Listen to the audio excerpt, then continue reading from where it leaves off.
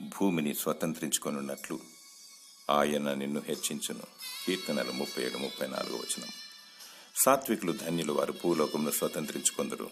దేవుని నామం నిమిత్తము అన్నదమ్ములనైనను, అక్క చెల్లెండ్రనైనను, తండ్రినైనను, తల్లినైనను, పిల్లలనైనను విడిచిపెట్టిన, అనగా అందరికంటే దేవుని ఎక్కువగా ప్రేమించినచు నిత్య జీవమును స్వతంత్రించుకొనెదరు.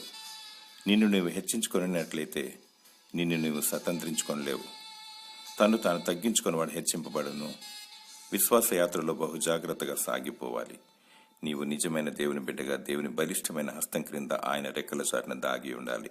జయకరంగా జీవించాలి.